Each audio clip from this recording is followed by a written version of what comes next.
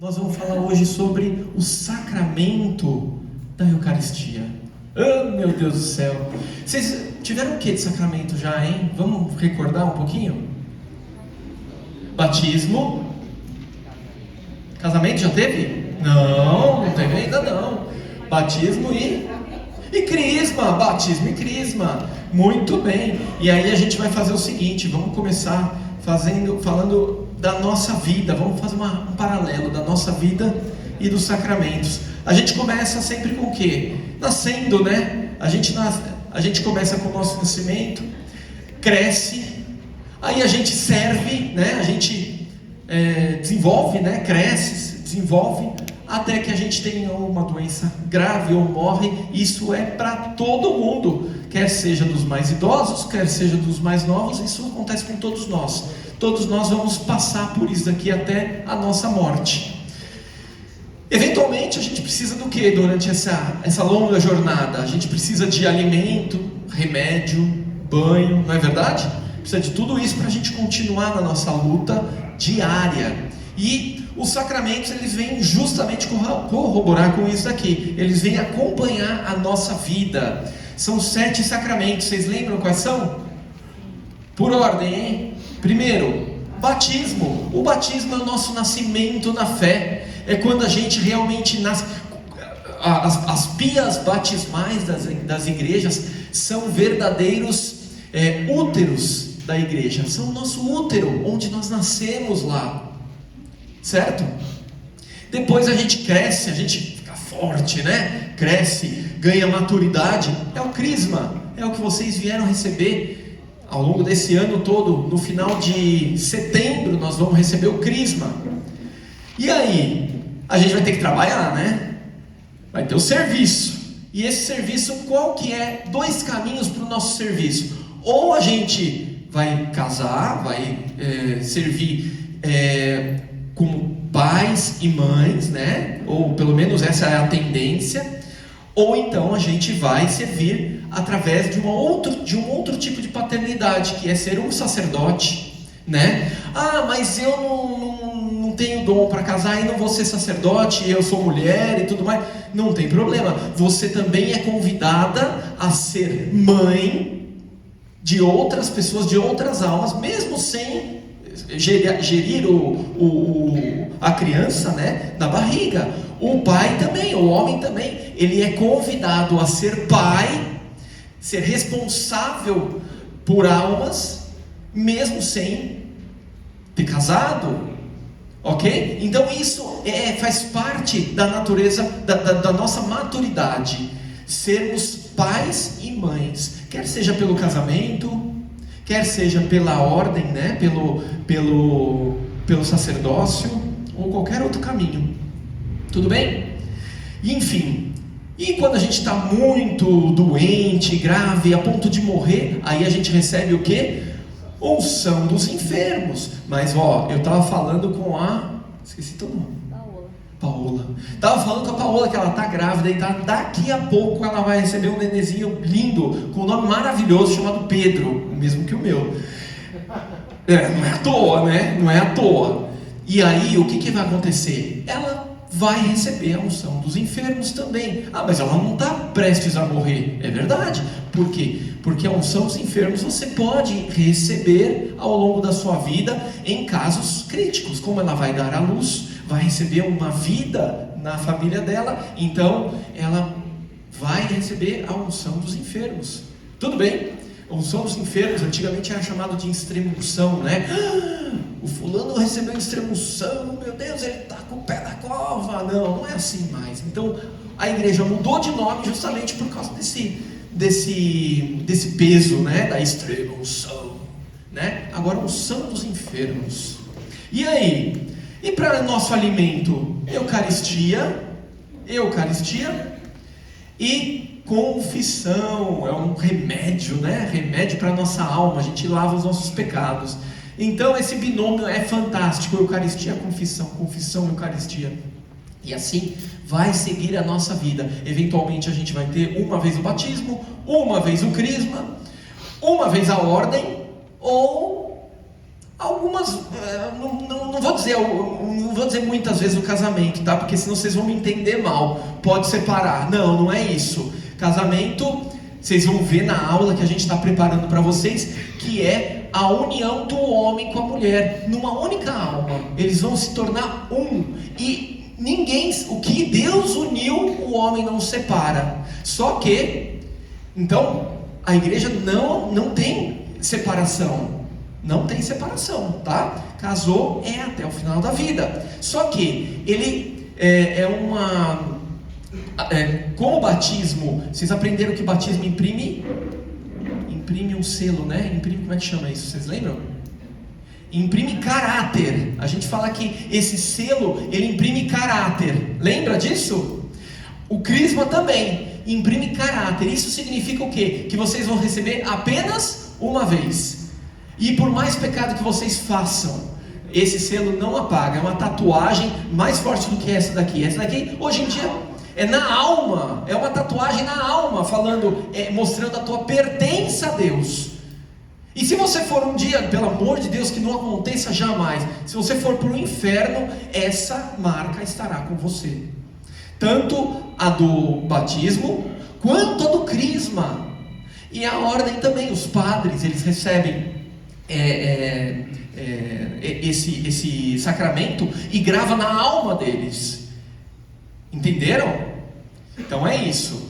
Hoje a gente vai focar mesmo na Eucaristia. Mas eu só dei uma pincelada aqui. Vocês já sabiam tudo de cor, né? Mais ou menos? Ai, meu Deus do céu, eu tô vendo aqui, ó. Tô vendo que tá difícil, hein? Tá difícil. Bora lá então. Então vamos falar um pouquinho sobre a Eucaristia. O que é a Eucaristia? Quero que vocês me falem agora. O que é a Eucaristia? Corpo de Cristo, alma e divindade. Corpo, sangue, alma e divindade. Que maravilha. Que maravilha. Então vamos lá. Eucaristia é o pão e o vinho que são consagrados. Eles são o Cristo glorioso. Na missa, na Santa Missa, quando o padre ele levanta o pão e pronuncia aquelas palavras da consagração: tomai e comei, isto é o meu corpo que é dado por vós. Tomai e bebei. O tomai não é de tomar, não é que nem tomar remédio, é tomar de é de uma entrega, tá? Tomai e bebei, isto é o cálice do meu sangue, sangue da nova e eterna aliança, né? Eu falando isso aqui, deu nada, tá? Mas o padre, quando ele fala, ali acontece um grande milagre, tá? Um grande milagre. Por quê? Porque a partir do momento da consagração, da imposição das mãos do padre, o pão deixa de ser pão, o vinho deixa de ser vinho, e eles se transformam no corpo, sangue, alma e divindade do próprio Cristo. É a chamada transubstanciação. Perfeito. Não é uma transformação. Por quê? Por que não é uma transformação? Vocês sabem? Porque a forma é a mesma. Quando a gente fala em transformar, eu vou pegar algum material e vou transformar, né? Eu pego, por exemplo, pego uma madeira e transformo essa árvore, né? Essa madeira em uma mesa. Isso é transformar. Eu transformo. Com Jesus não existe uma transformação. Por quê? Porque se você olhar com seus olhos, você ainda vai ver pão. Se você tocar, você ainda toca em pão. É branquinho como pão. Tem gosto de pão. Assim como vinho. O vinho também, você vai beber o cálice, ele tem gosto de vinho. Se você beber demais, você se embriaga. Mas naquele momento, ele deixa de ser pão e vinho, e é corpo e sangue. E quem explica bastante bem, eu vou pegar um vocabulário aristotélico, né? Bem filosófico. Então vamos ver se eu consigo. Vamos ver se eu consigo. Eu não tenho nada aqui, mas tudo bem. Vamos pegar o teu celular, pronto. O celular. Então, Aristóteles, quando ele falava, ele tentava descrever, e isso daí foi também, Aristóteles viveu antes de Cristo, mas quem resgata esse vocabulário que eu vou colocar aqui para vocês é Santo Tomás de Aquino, no ano 1200 e qualquer coisa, tá? Século 13. Então o que acontece? Ele fala o seguinte, que todo objeto ele tem uma forma e ele tem uma essência. E a essência você não vê. A essência você não vê. Eu vou pegar melhor do que teu celular. Eu vou pegar essa cadeira aqui. Certo? Então eu vou colocar ela aqui em cima para ficar mais fácil vocês verem. Tá aqui uma cadeira. Chegou lá o cara, lá o fabricante, juntou os metais, botou um estofado e ele fez 4 pés, um assento e um encosto. E ele chamou isso de cadeira. A essência desse objeto aqui é uma cadeira. A realidade dela é uma cadeira. Tá? Se eu cortar o encosto, deixar de existir o encosto, o que vai acontecer com essa cadeira? Ele vai se transformar em quê? Num banco. Aí ele não só transforma em banco, mas ele perde a sua essência de cadeira e ele ganha uma essência de banco. Assim como a árvore também, quando você corta a árvore e faz o móvel, ele deixa de ser árvore. Por isso que você olha para lá e fala: vamos sentar na árvore. Não, você senta à mesa, você não senta a árvore. Por que isso? Porque ele deixou de ser uma árvore, ele não é mais uma árvore. Ele perdeu a essência de árvore e ganhou uma essência de mesa. Tudo bem? Quando você toma água, a água tem essência de água, mas dentro do nosso organismo vai acontecer o quê? Uma transformação. E parte dessa água que a gente vai beber vai virar o quê? Suor, urina, não é verdade? Você vai no banheiro, vai tirar a água do joelho, né? Os homens tiram a água do joelho, não é? Então, e aí você vai urinar e essa urina você não vai chamar mais de água, você vai chamar de urina, porque houve uma transformação. Houve não só transforma, mas ele muda a essência daquilo que é. Só que no caso de Cristo, no caso da Eucaristia, ele não muda a forma, mas muda a essência. Ele muda a essência. Então já não é mais pão. Você vê pão, você vê vinho, mas já não é mais pão, já não é mais vinho. É o corpo de Cristo, é o sangue de Cristo. Tudo bem? Isso é muito importante. A gente não está falando aqui de simbologia. A gente está falando que é uma verdade. Os olhos podem te enganar. O gosto, a língua pode te enganar. Mas eventualmente até a razão vai te enganar, porque você não... Como é que funciona isso? Eu não estou entendendo nada do que esse cara está falando. Mas eu quero falar para vocês a verdade, que ela está na essência daquilo que está sendo transubstanciado. Tudo bem? E aí, é a Eucaristia que ela vai dar vida à igreja. Não existe igreja sem Eucaristia.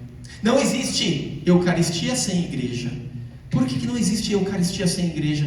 Porque é o padre quem transubstancia, é o bispo quem transubstancia, é eles quem fazem a Santa Missa, a celebração. Então não existe igreja, não existe Eucaristia sem a igreja, mas ao mesmo tempo não existe igreja sem a Eucaristia. Toda a nossa vida ela roda, ela está em volta de uma coisa chamada Eucaristia. E é por isso que é tão importante a gente ir à missa aos domingos, porque a nossa vida, nossa vida espiritual, nossa vida religiosa, ela é em volta da Eucaristia. A Eucaristia é o sacramento dos sacramentos, é o maior de todos.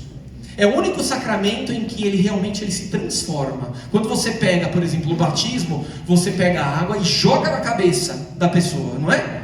Joga na cabeça. Essa água é o que?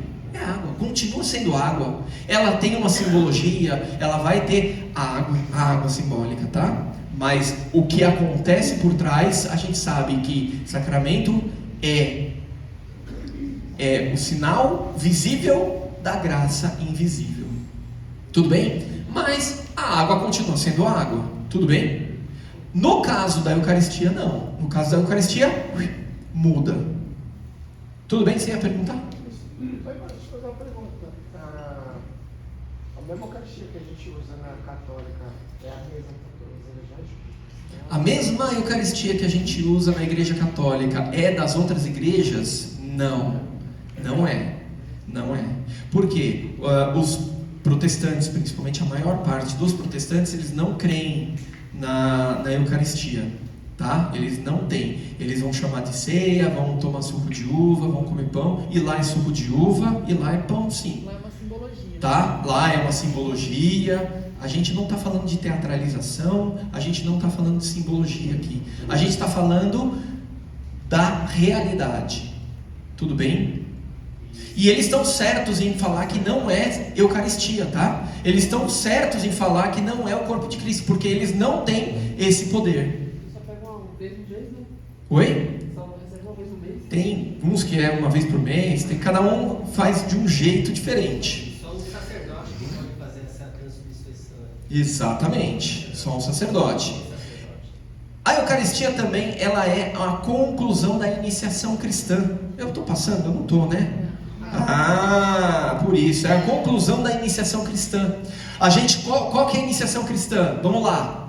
Primeiro sacramento, batismo. Segundo, crisma. Terceiro, Eucaristia. É a iniciação cristã. A partir do momento que vocês estão com esses 3 sacramentos, vocês estão na totalidade, vocês estão plenos lá, vigor total, a 300 por hora, que nem na Fórmula 1. Tudo bem? É a maturidade, né? Vocês ganham maturidade. Vocês sabem que São Filipe Neri, ele viveu no século XVI em Roma, ele é o apóstolo de Roma, gostava muito dos jovens, e ele usava a Eucaristia como método para os jovens, principalmente os jovens, ganharem do pecado. Ou seja, sabe aquele jovem que está ali, ó, com a cabeça a mil e o corpo também, né? Ele está querendo pecar contra a castidade em vários momentos, né? Fazer um monte de coisa. E aí, o remédio a metodologia que São Filipe Neri falava era a comunhão diária. E eles, os que faziam comunhão diária corretamente, direitinho, eles eram curados dos seus males, né? Que mais aqui? Eucaristia nos leva à perfeição, exercitamos o amor a Cristo. É através da Eucaristia. Quando a gente está reunido em volta da Eucaristia, não sei se vocês se lembram, eu fiz uma vez uma comparação da igreja com a igreja em volta de Cristo, assim como as formigas ficam em volta do doce, né? Daquele pirulito que cai no chão e as formigas vêm atacando. Gente, é mais ou menos isso. A Eucaristia é o centro da nossa igreja e nós estamos em volta. E isso, cada vez que a gente vai se alimentar da Eucaristia, mais nós nos aproximamos da Eucaristia. Cada vez mais. Então você é convidado, você é chamado a participar da missa todo domingo. Mas se possível, comungue todo domingo. A igreja pede só uma vez por ano, mas é muito pouco, gente. Uma vez por ano é muito pouco. Comunguem todo domingo. Mas cuidado, vamos chegar lá, não é de qualquer jeito. E se você tiver a chance de fazer isso todos os dias, comunguem todos os dias. Porque é cada vez mais você se aproximando de Deus. E aí, Eucaristia é o centro da vida eclesial, né? A Lumen Gentium vai falar que é a fonte e o ápice de toda a vida cristã. A Eucaristia é o clímax, ou seja, é o ápice, né, da ação de santificação da igreja no mundo. Todos os demais sacramentos estão voltados à Eucaristia.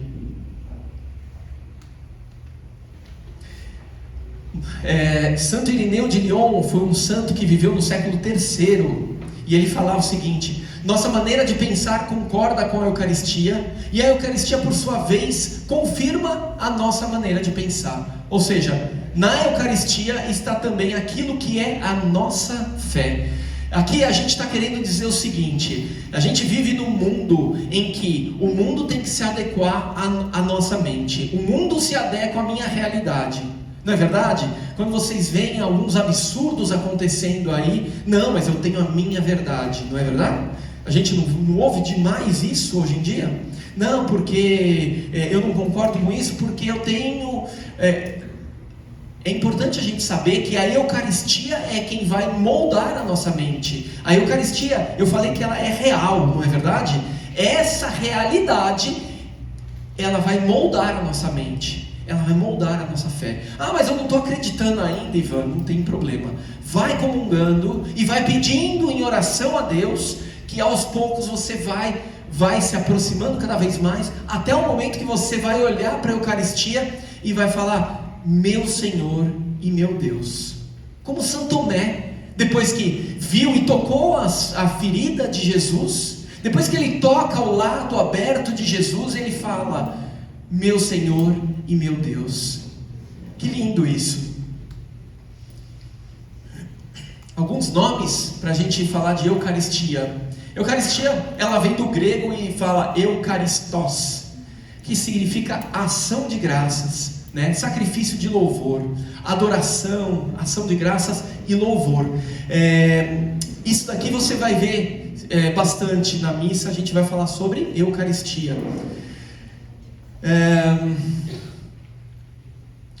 Quando Jesus ele estava na cruz, ele oferece o maior sacrifício de louvor para Deus. Ele oferece tudo o que ele poderia, o máximo que ele podia fazer. Antigamente, no Antigo Testamento, o sacrifício era feito através de um sacerdote humano, né? Um sacerdote e a sua vítima. Então, o que acontecia basicamente? O sacerdote, ele está lá porque ele tem que ir para o sacrifício daquele animal com o coração de sacerdote. Qual que é esse coração de sacerdote? Ele tem que unir o coração dele à vida daquela vítima. Ele une e assim, ele se coloca no lugar da vítima. Ele vira e fala o seguinte: olha, era eu que deveria estar aqui, era eu que deveria morrer por Deus, mas eu estou unindo o meu coração ao animal, e é através desse animal, enquanto ele morre, eu reconheço a minha miséria, eu reconheço aquilo que eu não sou, né? Aquela pequenez que eu sou, e reconheço em Deus a sua grandeza, tudo que Ele é, toda a onipotência de Deus. Então, quando a gente vê Jesus indo à cruz, o que está acontecendo lá? Jesus é o sacerdote, não é verdade? É Ele quem oferece a vítima para o Pai, só que Ele vai com o coração completamente ligado à vítima. Quem é a vítima? É o próprio Cristo. É o próprio Cristo. O coração do Cristo sacerdote está tão unido ao Cristo vítima, que eles são a mesma pessoa. E ali você vê a entrega de Jesus, a entrega perfeita. É o sacrifício perfeito, vindo de um sacerdote perfeito e de uma vítima perfeita. Por isso que é a cruz quem redime por imperfeição todos os nossos pecados. E na missa, o que acontece na missa? Na missa existe uma renovação desse ato. Jesus não está morrendo novamente. Jesus já morreu, já sofreu de uma vez por todas. Mas no ato da missa, a gente é conduzido novamente àqueles 2000 anos atrás, ao pé do Calvário, aonde Cristo morre na cruz por nós. E lá o sacrifício, que não é o mesmo tipo de sacrifício, tá? O sacrifício da cruz há 2000 anos atrás é um sacrifício cruento, ou seja, tem derramamento de sangue. Já o sacrifício que acontece na missa, apesar de ser o mesmo sacrifício da cruz, ele é um sacrifício incruento. Incruento significa que não há derramamento de sangue. mas é o mesmo sacrifício.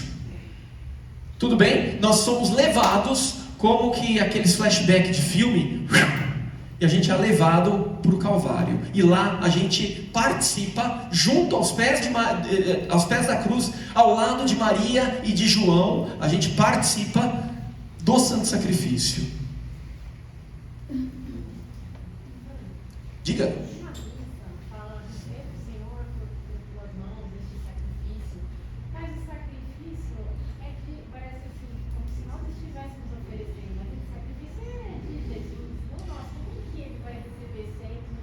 Exatamente, boa pergunta. O sacrifício, quando na missa o padre fala, receba em suas mãos esse sacrifício para a glória do seu nome, para o nosso bem e de toda a Santa Igreja. Vocês lembram dessa parte? Pô, mas como é que a gente vai falar isso daqui, né? E se é Jesus? Porque nós somos o corpo místico de Cristo. Nós, igreja, e nós enquanto igreja, nós também temos uma função sacerdotal. Não é o mesmo sacerdócio que um padre tem. E o padre tampouco tem o mesmo sacerdócio que o próprio Jesus tem. O único e perfeito sacerdote é Jesus Cristo. Mas o padre, Jesus Cristo, através do padre, ele faz o sacrifício nas santas missas. Ele renova aquele mesmo sacrifício nas santas missas. E nós, como povo de Deus, nós somos chamados a estarmos em volta, junto, oferecendo o sacrifício de Cristo, mas também oferecendo os nossos próprios sacrifícios. Porque nós temos sacrifícios, nós temos dores, nós temos dificuldades no dia a dia, nós temos sofrimentos, e nós podemos entregar isso aí em sacrifício. Tudo bem? Olha, não está passando nada, né? Pelo amor de Deus. Outro nome que a gente chama aqui é a ceia do Senhor. Ceia do Senhor. O que significa ceia do Senhor? Alguém?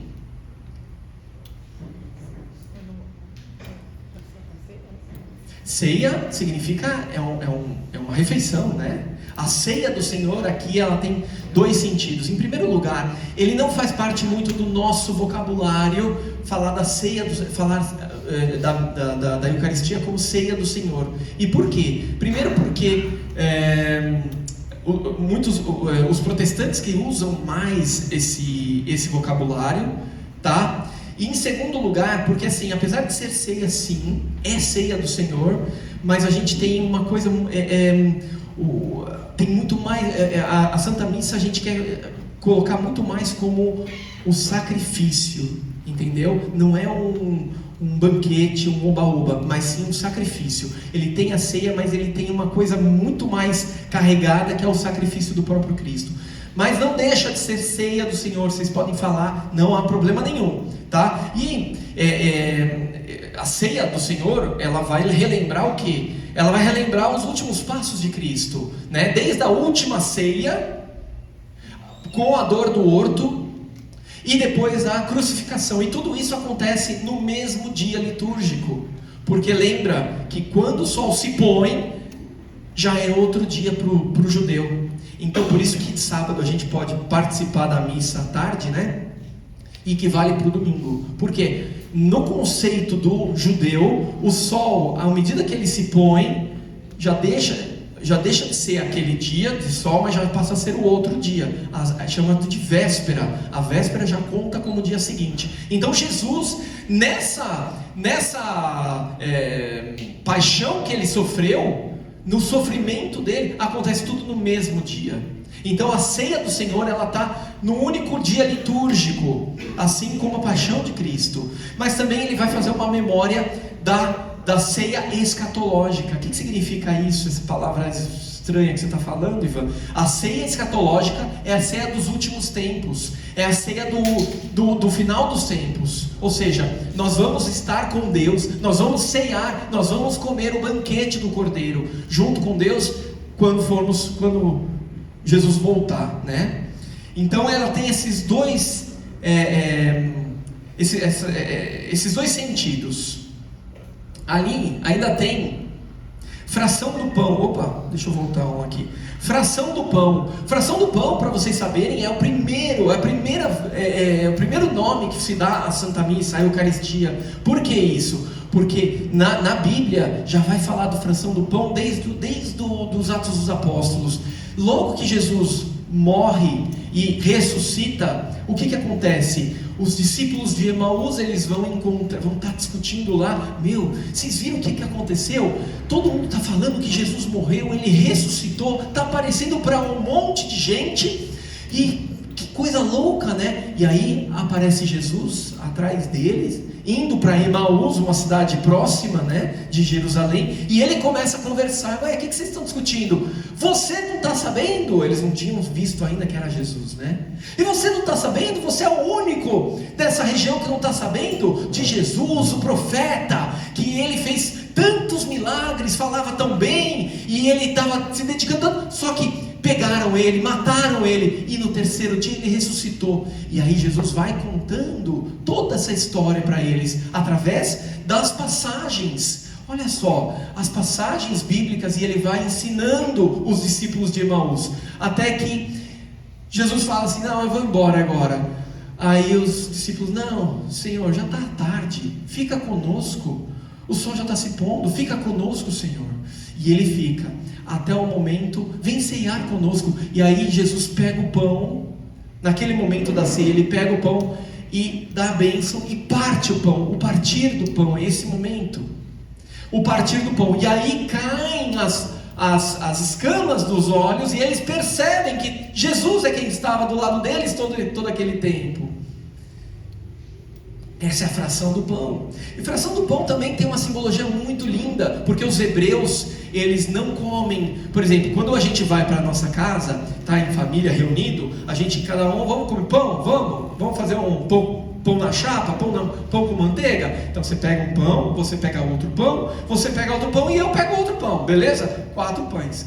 Com os judeus não era assim que funcionava. Eles pegavam um pão e dividiam o único pão para cada um deles. Terminou? Vamos pegar o outro pão e vamos dividir, vamos repartir, vamos dividir. Porque isso daí denota a importância das pessoas também, dá uma nobreza, mas dá uma dignidade, mostra a dignidade que a pessoa tem. Por isso você divide o pão, e isso daí era feito também. O partir o pão tem isso daí também, mostra o apreço que você tem pelas outras pessoas. E fora ainda o molhar, né, o pão no molho, como Jesus fez com quem? Com Judas. Para pensar o apreço que Jesus tinha por Judas. Ele pega o pão partido e molha no pão e entrega para ele, em sinal de apreço, em sinal de: gente, é a última coisa que eu estou fazendo para te salvar, não faça isso, não faça, por favor. Mas o que aconteceu? Diz a palavra que o demônio, ele entra em Judas, e aí ele vai trair Jesus por 30 moedas, né?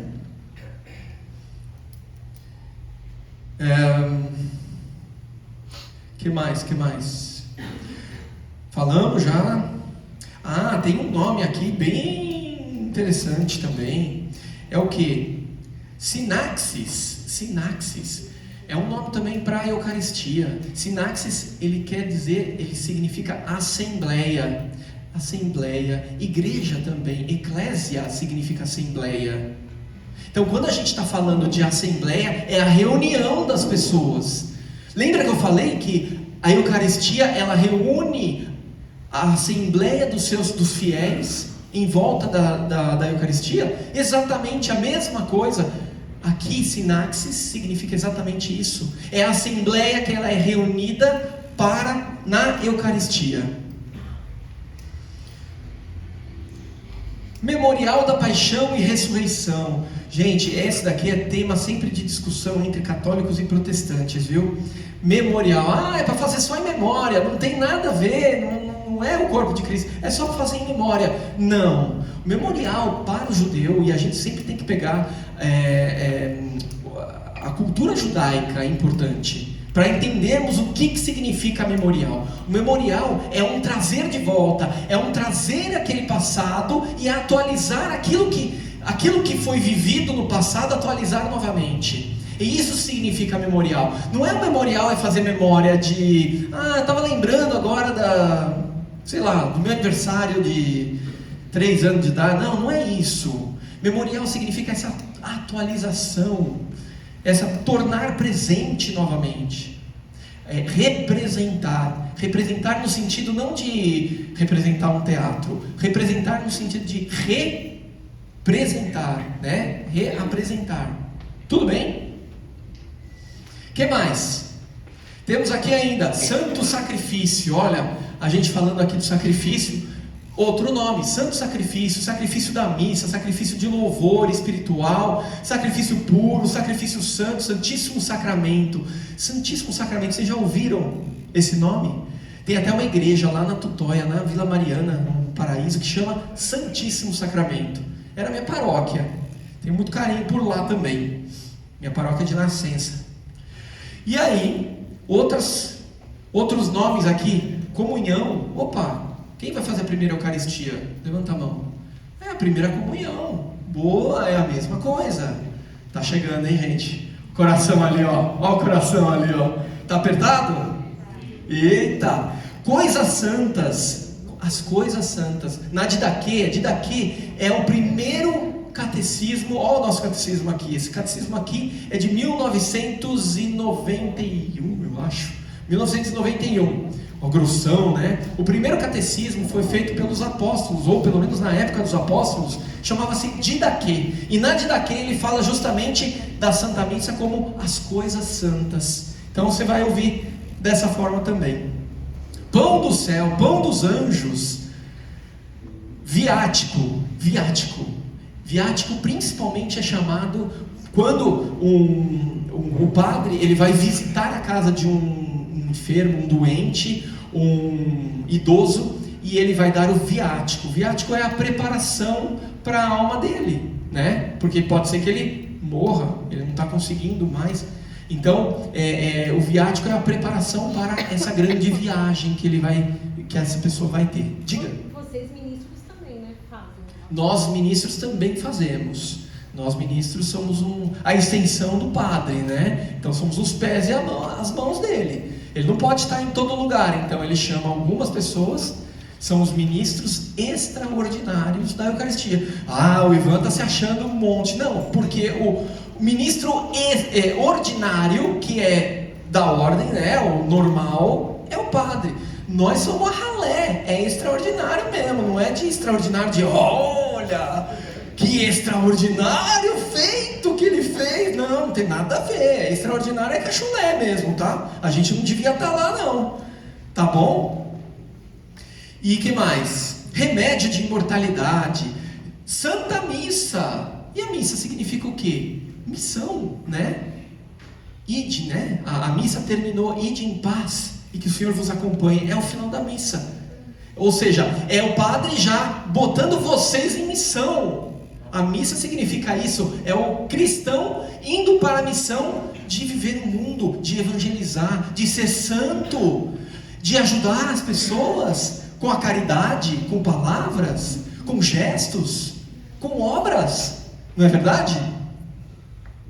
Muito bem. Por enquanto, dúvidas? Tá bom. E aí a gente tem a instituição da Eucaristia por Jesus. Ela foi instituída por Cristo em que momentos? Na Bíblia a gente vê alguns momentos, não foi um só, mas a gente vê algumas, a gente vai chamar de prenúncio, né? A multiplicação dos pães já é um prenúncio de que a Eucaristia estava chegando, né? Que mais? O discurso do pão da vida. Quem já leu a Bíblia aqui? João? O Evangelho de João. Alguém já leu? Já? Não tem uma hora no Evangelho de João, no capítulo 6, e ele vai fazer um discurso? Ele vai lá e ele dá comida para um monte de morto de fome. Todo mundo fica barriga cheia. E aí ele vai embora e a galera começa a seguir Jesus. E seguindo porque queria. E aí Jesus começa a fazer um discurso e começa a dar uma bronca na galera. Falar assim: vocês estão me seguindo porque vocês estão de barriga cheia e vocês querem comer mais. Mas aí Jesus ele começa a fazer o discurso do pão da vida. Ele começa a falar: olha, não é só de pão, não é desse tipo de pão que vocês precisam. Vocês precisam do pão que cai, que vem do céu. Aí ele começa a falar um monte sobre o pão da vida, que é ele. E ele termina falando: quem não come do meu corpo, quem não come da minha, quem não bebe do meu sangue, não tem em mim, não está com parte comigo, não está em mim. Quem come, meu corpo é verdadeira comida, meu sangue é verdadeira bebida. Quem come meu corpo, meu sangue, permanece em mim e eu nele. Ele é radical nisso, ele fala com muita força, ele fala com muita propriedade, ele é exaustivamente, ele fala várias vezes. E aí o pessoal começa a olhar e fala assim: quem é esse maluco? E começa, assim, sério, e eles começam a olhar e falam: meu, muito forte essa palavra para mim. Viram as costas e vão embora. Gente, Jesus, quando ele fala isso, ele não está querendo fazer uma simbologia, ele não está querendo fazer uma representação. Se fosse uma representação, ele via todo mundo indo embora, ele fala: peraí gente, peraí, exagerei um pouquinho, eu não quero dizer isso, existe uma simbologia por trás. Mas ele não falou isso. Ele vira para os apóstolos e fala, os apóstolos falam: Senhor, eles estão indo embora? E ele vai: e vocês não vão embora? E aí Pedro vira para ele e fala o quê? Só tu para quem iremos, Senhor? Só tu tens palavra de vida eterna. Essa é uma palavra de vida eterna, o seu corpo. Quem come do meu corpo, quem bebe do meu sangue, permanece em mim. Ele não estava falando simbolicamente, ele estava falando de verdade. Ele estava falando de verdade também na Santa Ceia, quando ele vai falar, falei um pouquinho mais, já bota aqui a Santa Ceia, nos Evangelhos de Mateus, Marcos e Lucas, ele está, na última ceia, ele está exatamente falando, expressando aquilo que aconteceu no capítulo 6 de João. Tomai e comei, isto é o meu corpo, tomai e bebei, isto é o meu sangue.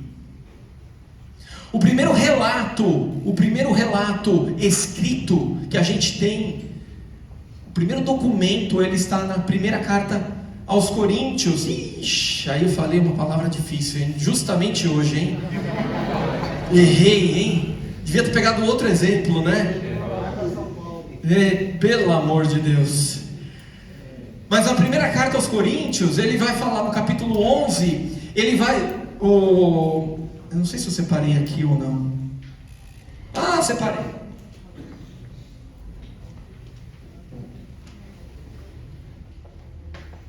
É 23? 23. Aqui, ó.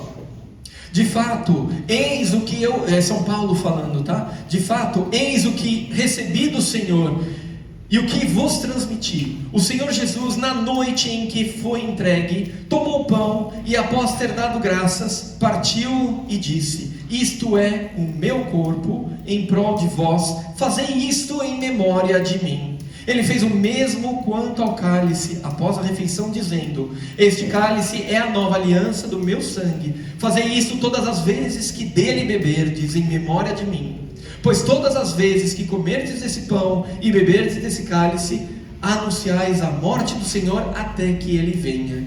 Por isso, quem come do pão ou bebe do cálice do Senhor indignamente, e a gente vai chegar lá, se tornará culpado para com o corpo e o sangue do Senhor. Examine-se cada um a si mesmo antes de comer deste pão e beber deste cálice. Pois quem come e bebe sem discernir o corpo, come e bebe a própria condenação. Palavra do Senhor. Graças a Deus. Diga. Por que nós não tomamos? Nós vamos chegar lá também. Você aguenta um pouquinho ou você quer que eu já te fale? A curiosidade tá matando. Não? Então vamos chegar lá. Vamos chegar lá. Se eu não chegar, você me cobra, tá? Pode deixar.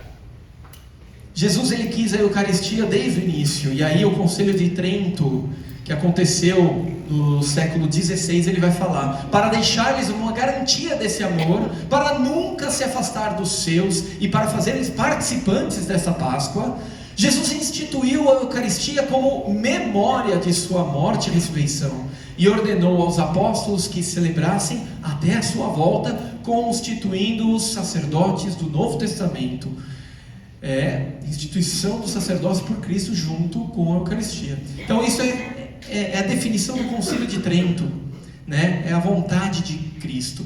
E fazer isso em minha memória, vamos falar um pouquinho sobre isso, né? A gente já falou um pouquinho sobre essa cultura judaica, né? Estamos no tempo dos sacramentos de duas vindas de Cristo. Antes não havia sacramento e depois também não haverá. Isso significa que no Antigo Testamento existia...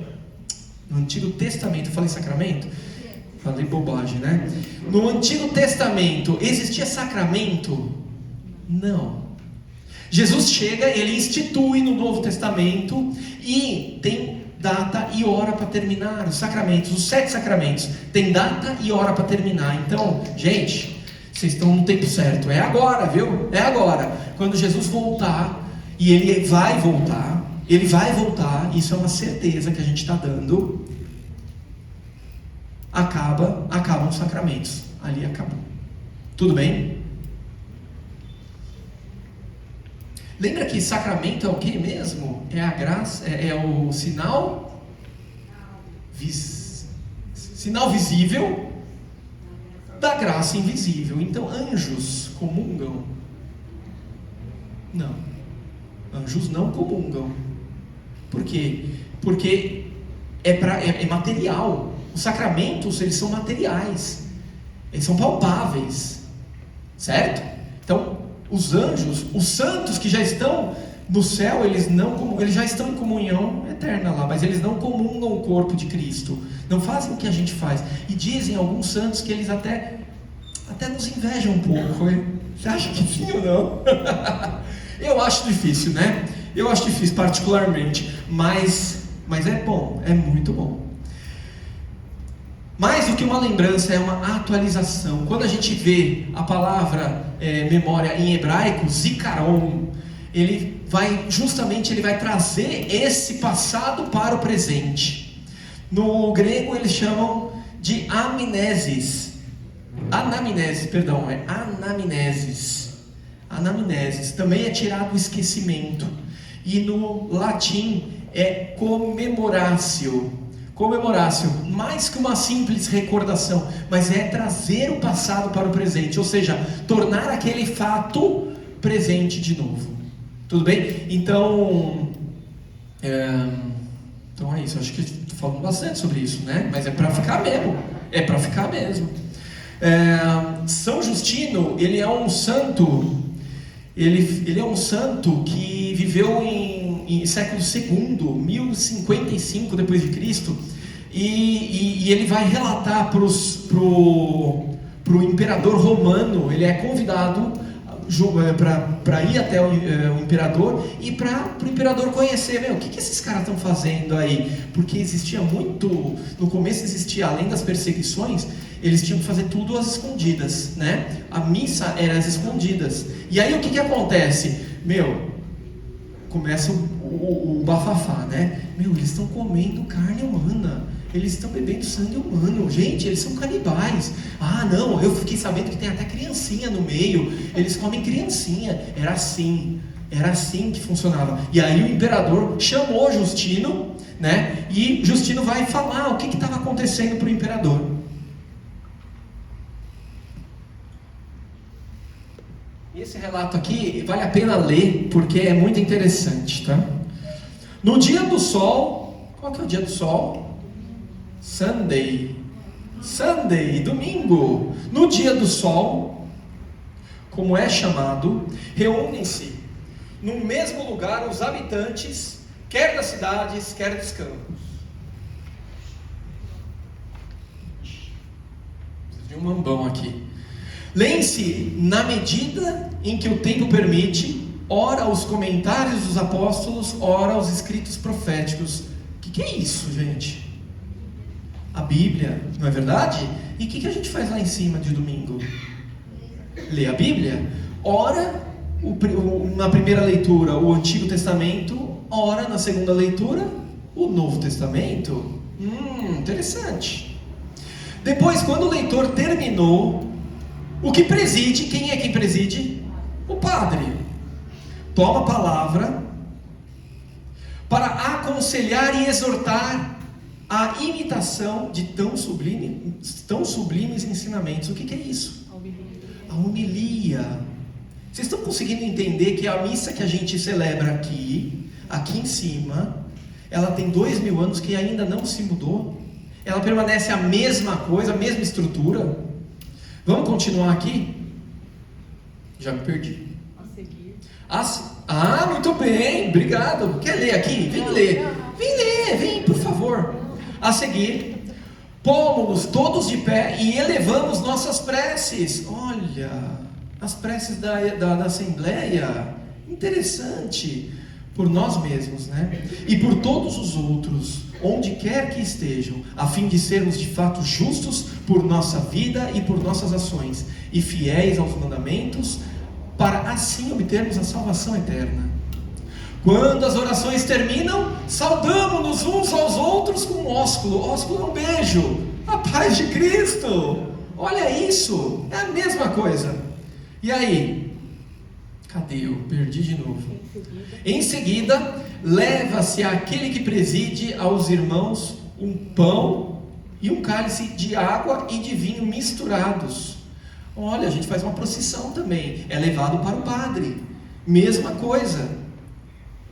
Ele os toma e faz subir louvores e glória ao Pai do Universo. O nome do Filho e do Espírito Santo se rende graças. Em grego, Eucaristia, que significa ação de graças, longamente pelo fato de termos sido julgados dignos desses dons. Terminadas as orações,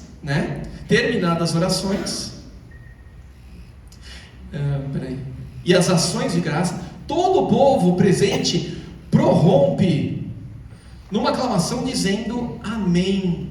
Não tem um amém da missa? Aquele amém bem cantado e tudo mais? Olha só, estamos falando da mesma coisa por enquanto, né? Depois de o presidente ter feito a ação de graças e de o povo ter respondido, os que entre nós se chamam diáconos distribuem todos os que estão presentes pão, vinho e água eucaristizados. Eles não têm naquela época esse vocabulário de transubstanciação. Isso daí vai aparecer no século XIII, como eu te falei. Mas no século II já se falava de alguma coisa que não era pão e vinho. Era pão e vinho eucaristizado. E levam também aos ausentes, aos doentes. É o viático, não é verdade? Então, olha só, a nossa Santa Missa, igualzinha ao que os apóstolos faziam.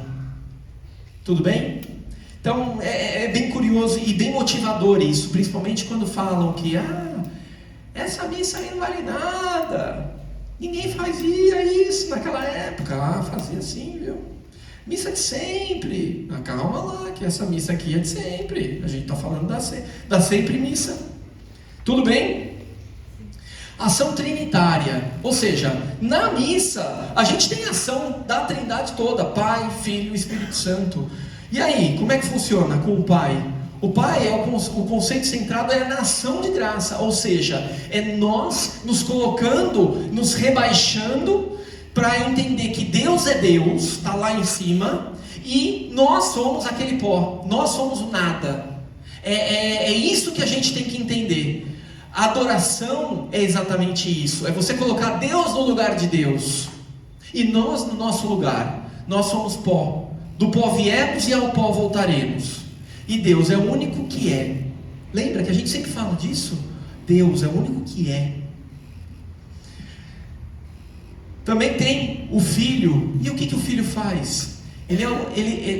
O conceito dele é mais centrado no memorial da paixão, memorial sacrificial. Ou seja, é o próprio Jesus quem é o sacerdote, é o próprio Jesus quem é a vítima, é Ele quem se oferece ao Pai, é Ele quem Quem oferece é Ele quem é oferecido. Tudo isso é Jesus Cristo. Falamos já também sobre o sacrifício incruento, né? Vocês lembram que eu falei do incruento e cruento? Qual que é a diferença? Um tem derramamento de sangue, foi o da cruz. E na missa é incruento porque não tem derramamento de sangue. Ainda a gente tem aqui, o Espírito Santo. O conceito centrado é na presença, ou seja, é Ele quem traz a presença de Cristo. É o Espírito Santo quem traz, quem transforma ou transubstancia, melhor dizendo, o pão em corpo, o vinho em sangue de Cristo. E lá nós temos o corpo, sangue, alma e divindade. Você estava perguntando sobre por que a gente não comunga, né, o sangue, né? A gente pode comungar, tá? Não é comum, não é normal, mas não é comum. Por quê? Porque quando a gente sobe na missa aqui, quantas pessoas tem? Centenas. Alguns lugares são milhares de pessoas. Imagina você entregando o sangue de Cristo na boca de cada um. Primeiro, a logística ia ser complicada. Segundo, pode cair no chão.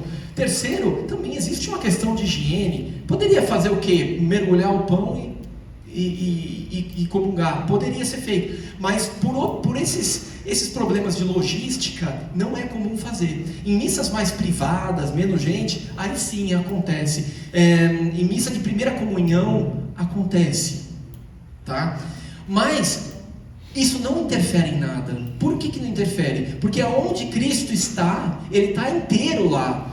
Quando você pega a hóstia lá, é pão, ele já deixou de ser pão e se transformou no corpo. Mas o corpo de Cristo, ele é corpo, sangue, alma e divindade de Cristo. O sangue também, ele é sangue, mas ele é corpo, alma e divindade da mesma forma. Porque na missa, quando o padre ele corta, né, ele quebra a Eucaristia, ele pega um pedacinho e joga no vinho. Você já reparou isso? Esse ato que ele faz de quebrar um frasquinho só, um bem pequenininho, e colocar junto, ele significa que ele está unindo o corpo e o sangue de Cristo. Então, aonde um está, o outro também está. E uma coisa muito interessante sobre isso é que o sacrifício, todo sacrifício, ele pressupõe o quê? A separação do sangue e do corpo. Ele pressupõe isso em todas as religiões. E no judaísmo não era diferente. E no catolicismo também não é diferente. Jesus na cruz, ele deu até a última gota do sangue. Quando ele é perfurado, no lado jorra o quê? Água e sangue, até a última gota ele deu do seu sangue, do seu preciosíssimo sangue. E quando o padre está consagrando, ele consagra separadamente, porque é um sacrifício. Na missa, ele está consagrando um sacrifício, ele consagra separado. Mas depois do sacrifício, ele vai lá e une novamente, porque é o corpo glorioso de Cristo. Onde um está, o outro também está. Você acabou respondendo, que eu lembro que o padre ele mergulha a hóstia que ele quebra no vinho, né? Isso. Já representava toda a hóstia junto. Perfeito. Dúvida? Não, era só para dizer que esse conceito também da hóstia com as duas espécies é regional também e discutido pelo bispo da diocese, ele que dá essa ordem. A gente pode pegar, por exemplo, ir para Trindade ou para Goiânia lá no Pai Eterno, e lá são duas espécies, mesmo sendo uma multidão grande. Então isso é muito relativo por região e pelos bispos da região, né? Exatamente. Vai ser distribuída essa ordem. Muito bem. E aí, a gente tem, Ivan, mas a gente tem presença de Cristo em tudo, não é verdade? Ele não é onipresente, então existem presenças de níveis e graduações diferentes, tá? E aí eu vou colocar todas elas aqui já para a gente falar de uma forma mais rapidinha também. A presença nas criaturas, elas são chamadas de presença de imensidade.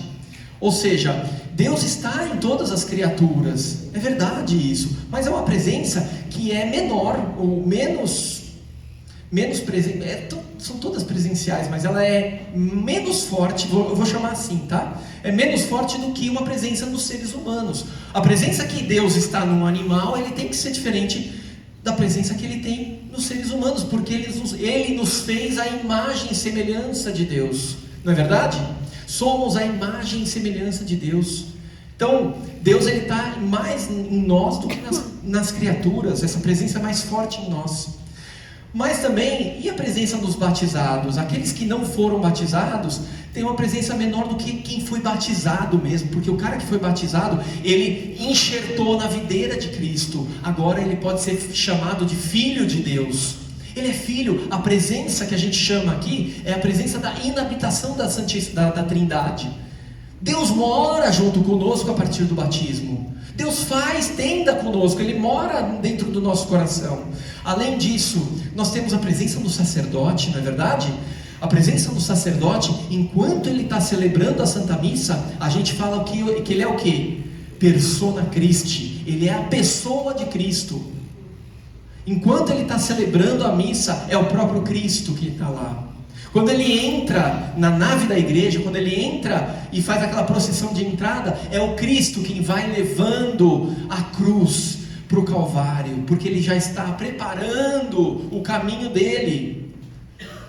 E a presença na Eucaristia é a presença por excelência, é lá onde acontece que o próprio Deus, não que os outros não sejam presença, mas essa é a presença por excelência, a presença das presenças. Deus está lá, enquanto subsistirem, enquanto a gente ainda tiver o aspecto de pão e o aspecto de vinho, lá ainda estamos falando de corpo de Cristo, de sangue de Cristo. E é por isso que no final da Santa Missa, o que o padre faz?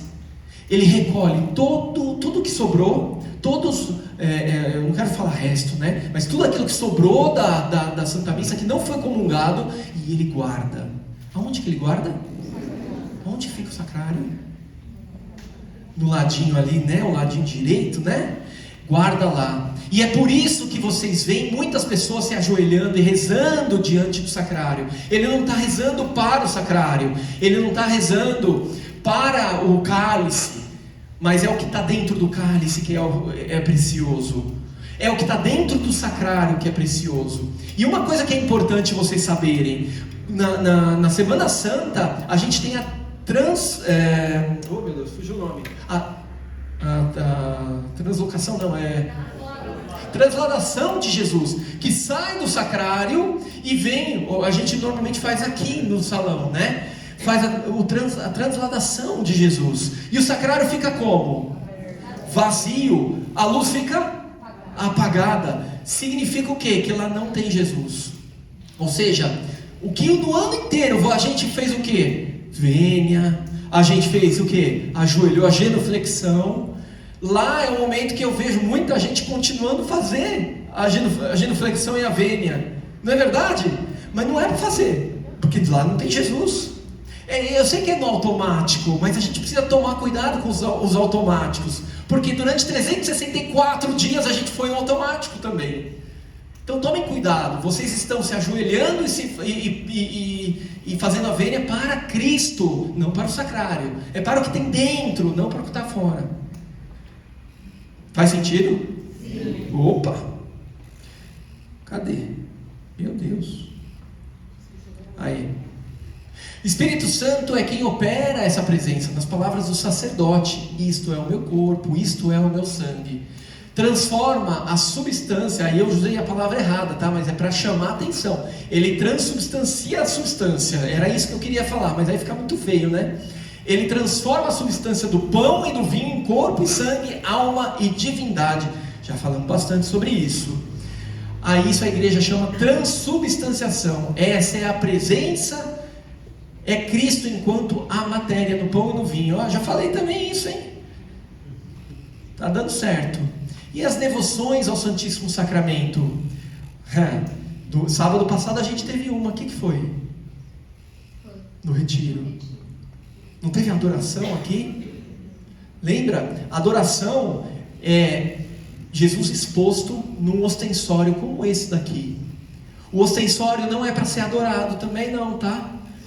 Apesar de bonito, mas não é adorado, tá? O que a gente está adorando está no meio, aquele branquinho ali, ó. Ali é Jesus. Ali a gente adora. É para lá que a gente se ajoelha. É para lá que a gente leva nossas intenções, nossas orações, o nosso louvor, nossa gratidão. A igreja incentiva essa devoção ao Santíssimo Sacramento, sempre incentivando. Podemos receber indulgência plenária ao adorar 30 minutos do Santíssimo Sacramento, o que pode acontecer diariamente, ou seja, todos os dias é dia de indulgência plenária, todos os dias a gente é capaz de salvar alguém do purgatório. Olha só, 30 minutos e com uma confissão bem feita, você em ação de graça, você ganha indulgência plenária, e que você pode distribuir para quem você quiser. Olha que maravilha. Banquete pascal. Em um certo momento a gente teve a separação entre Deus e a criatura, né? Quando Adão e Eva cometeram o pecado original, houve a separação de Deus e das criaturas. Então a gente tinha a necessidade dessa união. O banquete pascal, ele vem justamente para isso, para trazer novamente. E o sacrifício é o reconhecimento, isso a gente já falou também, é o reconhecimento do meu nada, a minha entrega total a Deus, através de uma vítima. O meu coração, ele se identifica com aquela vítima que vai dar a vida. Eu queria dar também a vida, mas seria uma única vez. Então eu dou a vítima em sacrifício, mas o meu coração está ligado àquela vítima. Necessidade de união perfeita com a vítima. É uma necessidade que o homem não conseguiria nunca fazer. Por isso que precisava de Cristo. É por isso que precisava de Cristo, porque nós não temos essa capacidade. A Eucaristia é, portanto, uma realidade salvífica. Nós somos salvos pela Eucaristia. Quanto mais nós comungarmos, mais identificados ao Cristo nós estaremos. Em verdade vos digo, se não comerdes da carne do Filho do Homem e não beberdes do sangue, não tereis a vida em vós. É o que a gente falava no Evangelho de São João, no capítulo 6. Deus nos deu os sacramentos para que nós sejamos salvos através deles, que são 7. Ou seja, gente, os sacramentos estão aí, é o caminho da nossa vida, é o caminho que a gente tem que trilhar para a gente ser salvo. Ah, mas e um outro lá que, sei lá, os índios de antes de 1500, eles não vão ser salvos? Gente, Deus, ele é onipotente. Deus não precisa dessa regra. Nós precisamos dos sacramentos. Deus não precisa de sacramento para salvar ninguém. Se ele quiser salvar, ele faz assim e salva, tá? Então, para nós que estamos aprendendo aqui, a nossa salvação está no sacramento. Agora, para os outros, Deus vai usar da sua misericórdia, vai ter o critério dele. Só não abusa, gente. Não abusa, porque o negócio vai ficar feio, tá? Se vocês abusarem. Deus é besta, né?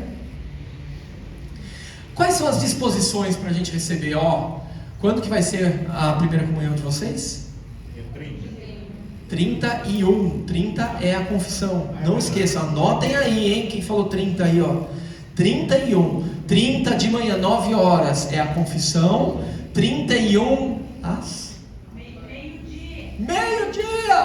meio-dia.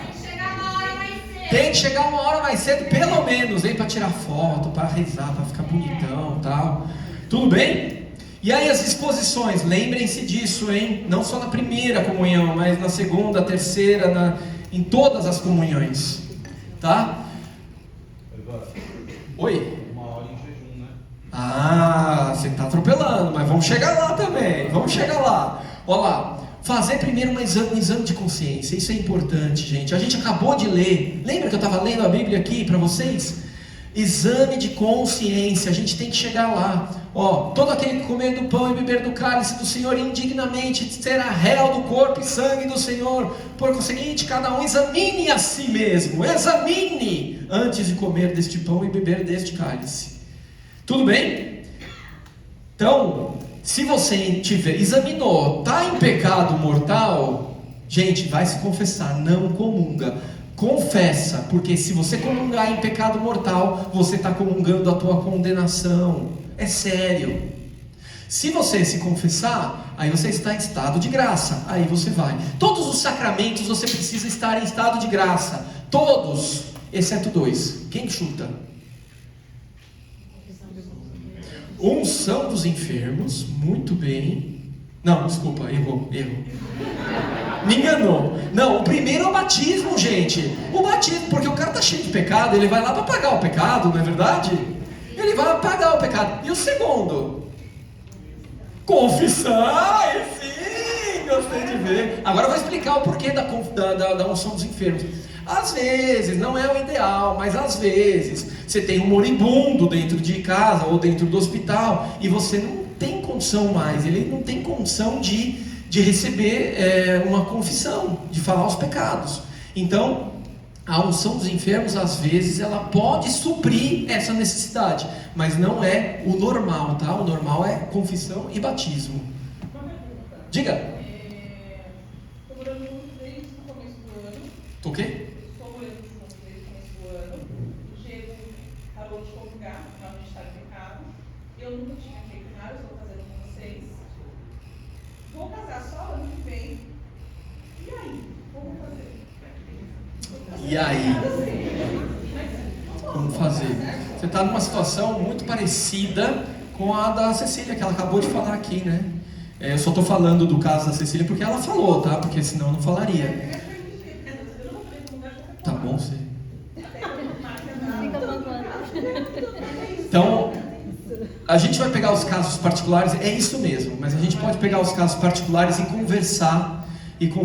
Mas isso é muito importante, que vocês vão fazer não é brincadeira, tá? Eu prefiro, sinceramente, que vocês virem e falem o seguinte, e eu tenho alunos dos outros anos que fazem isso, tá? Gente, eu não posso fazer crisma esse ano, eu não posso.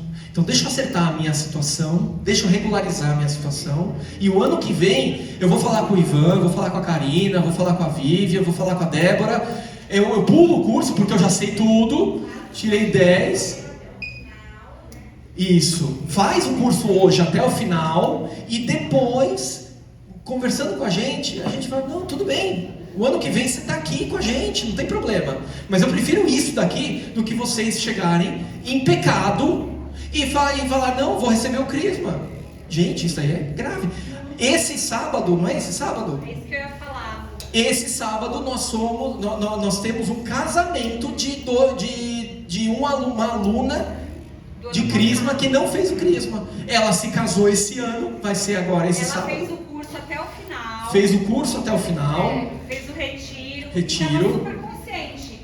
Porque assim, gente, enganar o catequista, enganar um, enganar outro, a gente pode até, sabe, omitir alguma informação e passar, né? Mas a gente não pode enganar o próprio Senhor e nem a nossa consciência.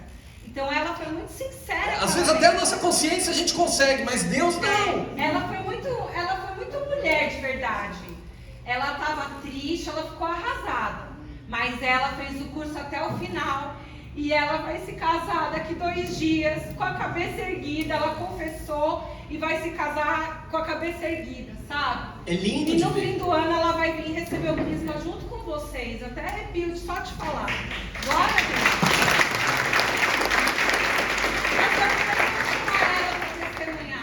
Então, gente, Ó, se você vê o Diego, todo domingo ele chora. Pra ele, assim, é uma dor tremenda. É uma dor tremenda. Então, gente, Mas não há nenhum mal que Deus não possa. todas as situações existe uma solução. Se vocês quiserem depois nos procurar, procurem a Débora, a Vivian, a Karina, os catequistas todos aqui. Gente, procurem a gente. Se vocês têm alguma dificuldade, alguma dúvida, procurem. É melhor fazer isso. Tudo bem? Não quero desestimular vocês de maneira nenhuma, muito pelo contrário. Vocês são mais do que bem-vindos e se vocês fugirem daqui, eu vou atrás de vocês, viu? Se vocês desistirem, eu vou atrás de vocês. E é verdade, você sabe disso. Mas pelo amor de Deus, vem falar com a gente. Para tudo tem uma solução, tá bom? Diga. A confissão é anual, não é? Não! A confissão é sempre que você tem pecado. Eu tenho pecado, vou me confessar. Pode ser que seja de um dia para o outro. Eu me confessei hoje, pequei gravemente, vou me confessar amanhã de novo. Olha, uma frequência bem legal para você, pelo menos de mês em mês. Isso se você não faz mais pecado do que um por mês. Se não faz mais, senão diminui essa frequência, faz de 3 em 3 semanas, de 2 em 2 semanas.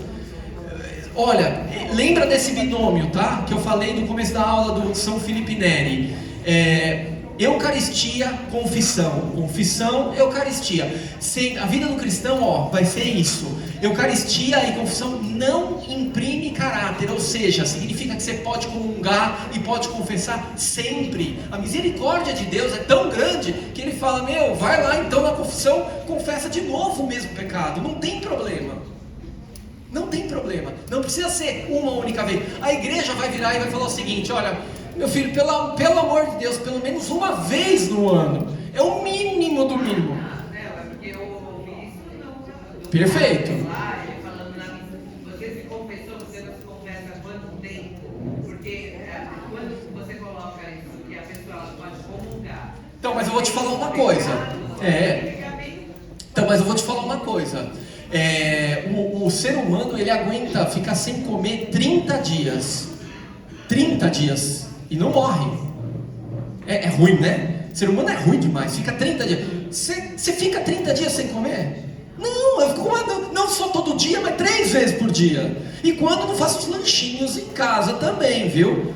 Comendo o dia inteiro. Ou seja, da mesma forma, Eucaristia é alimento, confissão é remédio. E é sempre que você estiver doente, sempre que você tiver fome espiritual e doença espiritual, você recorre à Eucaristia e confissão. Ficou claro, gente? Ai, agora começou. No meu caso, eu sou casada só no civil, eu não sou casada na igreja e a minha conversão é muito recente. O meu marido, ele não quer casar comigo na igreja, apesar de ter o coração dele em Deus, e para mim isso eu acredito no coração dele. Só que ao mesmo tempo, o que eu acredito, assim, eu venho lendo, sabe, tem uma passagem da carta acho que a 1 Coríntios, versículos, se não me engano, 7, que Pedro fala sobre a esposa não estar casada e ela estar em comunhão, ela leva a comunhão para dentro de casa. No meu ponto de vista, eu acho que se eu estiver em graça com Deus, se eu comungar, é mais fácil levar essa comunhão para dentro de casa, essa graça para dentro de casa, do que eu se eu não comungar. Eu não vou alcançar ele, talvez vai ser mais difícil alcançar ele se eu não estiver em graça. A igreja fala o seguinte, que a gente tem que estar com a gente tem que receber os sacramentos em estado de graça. Se a gente estiver em pecado, a gente não pode comungar. Não é nem a igreja, é o próprio Deus quem fala, entendeu? Na Bíblia. Então, casos particulares, eu vou depois chamar você e a gente conversa, mas sempre tem que ter isso na cabeça. É em estado de graça, tá? Se tiver casado, se tiver morando junto, a gente tem que regularizar essa situação. Tem que casar na igreja. Você entende? Não, eu sei que você entende. Eu não vou seguir com o teu caso. Primeiro que é um caso muito particular, tá? Eu vou falar com você tete a tete. E segundo que a gente tem 2 minutos agora, tá? Então eu só vou dar uma última aceleradinha aqui para liberar vocês, tá bom? E a pergunta que eu ia fazer é essa questão da confissão. Se a pessoa está morando junto com alguém, ela pode continuar confessando, mas não vai resolver, não vai resolver. Ela não pode confessar, porque assim, a confissão, a gente vai chegar lá também. A confissão, ela pressupõe o quê? Um arrependimento e uma mudança de vida. Se a pessoa está arrependida de estar morando sem casar, ela precisa de uma mudança de vida. Qual que são os dois únicos caminhos? Casar ou separar. Só tem esses dois caminhos, certo? A situação de vocês não é fácil, galera. Eu sei, a situação de vocês é a pior de todas, porque vocês estão muito afim. Eu entendo que vocês estão muito afim, mas a vida do adulto é um novelo, é um nó tremendo. E ninguém é para separar, hein? Pelo amor de Deus, eu não estou falando para ninguém separar. Eu quero que todo mundo case. Pelo amor de Deus, pelo amor de Deus. Vamos lá, vamos terminar aqui rapidão. Ó, depois de você fazer o exame de consciência e de se confessar em casos de pecados mortais, os pecados veniais, o que acontece? Você pode confessar isso no ato penitencial na igreja. O ato penitencial ele serve para absolver os pecados veniais. E aí você, com o coração bem contrito, você pede perdão e consegue. Tudo bem que vocês lembram da diferença do mortal e venial? Não vou entrar nisso de novo, tá? Beleza. E aí, jejum prescrito de 1 hora aí, ó. Finalmente. Ivan demora para chegar. Eu tenho que atropelar, não é verdade? Pelo amor de Deus, jejum 1 hora antes. Ó, escuta aqui, gente, ó. Principalmente para quem vai comungar. Silêncio, silêncio. Ó, jejum 1 hora antes de comungar. Ou seja, se for... você está na missa, mascando, comendo, gente, primeira falta de respeito de participar da missa comendo. Segundo, que você já perde o jejum eucarístico, você não pode mais comungar. É 1 hora antes, gente. Sabe o que é 1 hora antes? É você sair de casa, não comer nada em casa, sai no caminho, no trajeto, demora, sei lá, 5, 10, 15 minutos, pega a missa do Padre Chiquinho, e aí você conseguiu já cumprir 1, 2 horas já. Tá fácil, gente. Tá fácil. Vocês entenderam? Beleza? Pode ser Padre Anderson também, pode ser também. E aí o Padre José também, porque as missas dominicais, só toma cuidado com as missas feriais, né? Que é do dia de semana, que aí é 30 minutos, é bem menos. Corre, pelo amor de Deus, vamos lá, vamos acelerar tudo então de uma vez. Olha lá, disposições, aí você tem que ter uma atitude corporal que traduz o respeito e a solenidade. Vocês estão encontrando o Rei do Universo, o Deus Todo-Poderoso, o Deus Altíssimo. Gente, solenidade, lá é um lugar de solenidade. Cuidado na forma de você se portar. Não é você entrar na fila e falar: ô meu amigo, tudo bem? Paz de Cristo. Na fila da comunhão, você está lá se concentrando para encontrar Deus. Você não tá lá para cumprimentar ninguém. Você não está lá para conversar com ninguém. Tudo bem? Outra coisa, modo de se vestir. Gente, boné, não. Bermuda, não. Touca, não. Pelo amor de Deus, não precisa ir de terno e gravata, não precisa ir de smoking, mas pelo amor de Deus, o mínimo de decência. Leva uma calça, uma calça comportada, uma camisa, nada de ombro de fora. Por isso que a gente fala para vocês, a mulherada principalmente, alcinha, nada de alcinha. A Karina briga bastante com isso, né? É por causa disso. A forma de receber a Eucaristia, pelo amor de Deus, eu sou ministro de Eucaristia, eu tenho que falar para vocês. Existem 2 formas de receber. Quantas eu disse? 2 formas. Como é que é? A primeira é na mão. A ordinária, então, vamos lá. Vamos na ordinária. Lembra que o ordinário é o correto, gente. Ordinário, vem cá, Bruno. Você que vai ser o padre, tá? Você vai me dar a comunhão, tá bom? Você vai falar corpo de Cristo e vai se aproximar de mim, tá bom? Então vai lá. Vou segurar o microfone. Segure. Vai lá. O corpo de Cristo. Então eu vou receber na boca. Não, pode ficar, eu acho que sem microfone, senão não vai dar certo. Eu vou receber na boca, tá? Então vamos lá. Primeiro eu me aproximo. Se eu quero receber na boca, eu posso colocar as mãos para trás para indicar que eu... Não precisa. Aí ele só tá falando. Para eu indicar que eu não vou receber na mão, tá? Então eu chego, posso fazer uma vênia, é salutar, posso fazer uma genuflexão, também é muito bom. E aí eu vou, abro minha boca e ele deposita, mostra um pouquinho da minha língua, não precisa fazer. Não precisa disso. Não é exame de garganta, não é São Brás que está na minha frente.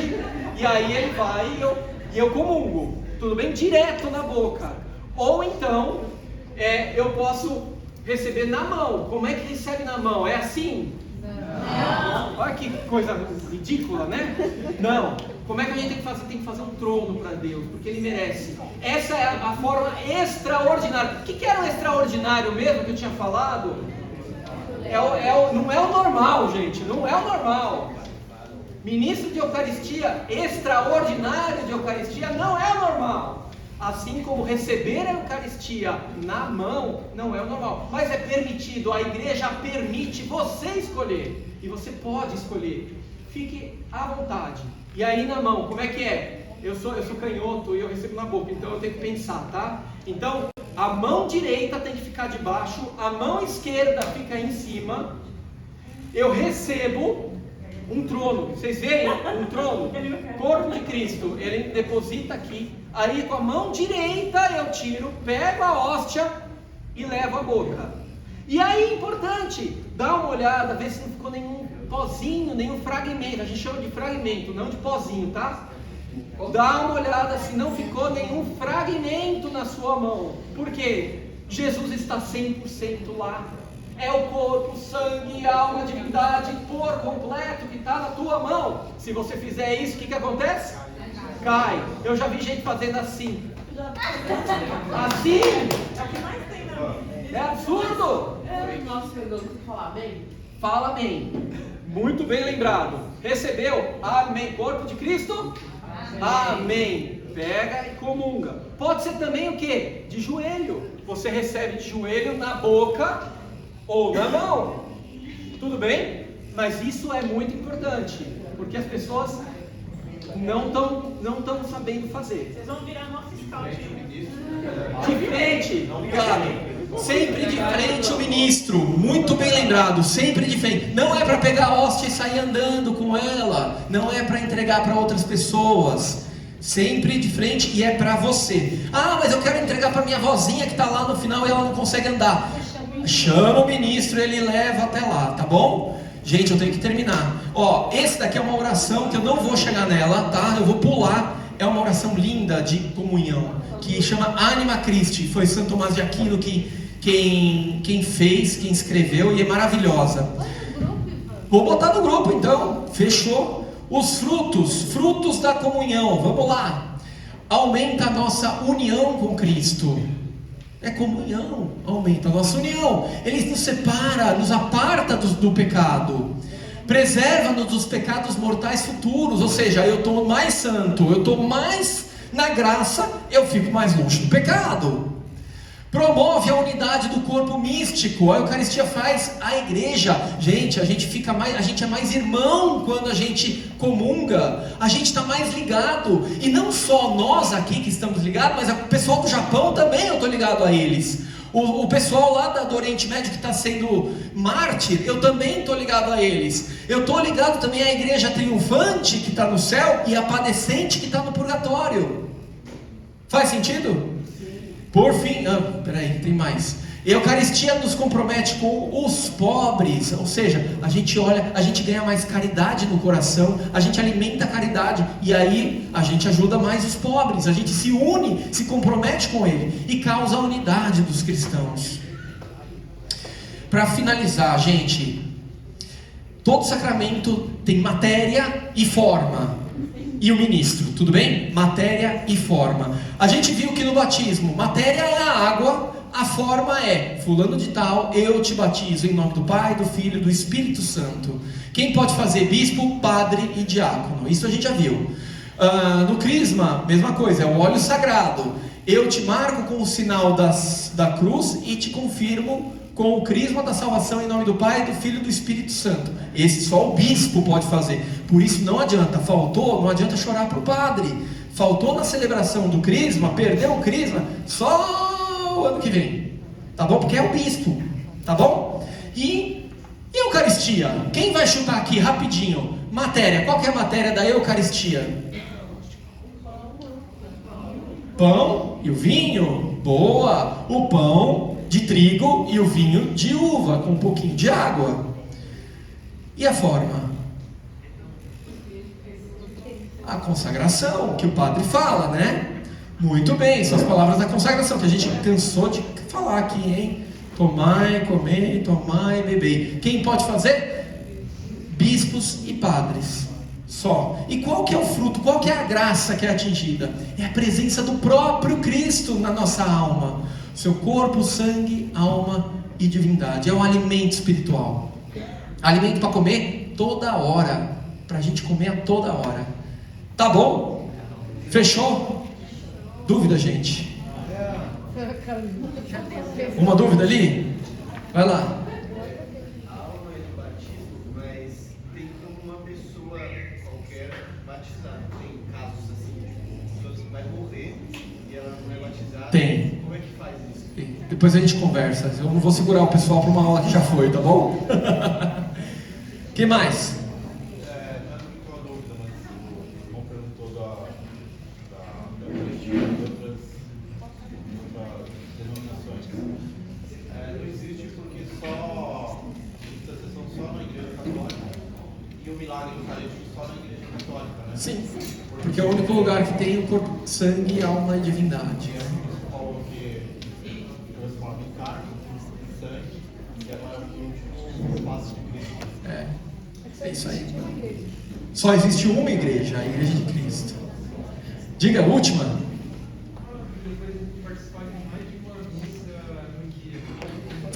Boa pergunta. A igreja permite que você comungue 2 vezes no mesmo dia. Não é normal. O ideal é uma só, uma única vez. 2 vezes é quando você não pegou a missa completa e aí você tem que pegar e você entra numa outra missa e comunga. Fora isso, não. Por quê? Porque a gente tem que ter um zelo, senão transforma a Eucaristia em carne de vaca, tá? Carne de vaca é qualquer alimento, e não é. É um alimento por excelência, a gente tem que só ter um pouquinho de zelo. Mas todo dia, pelo menos quem puder todos os dias, é uma grande bênção, tá bom?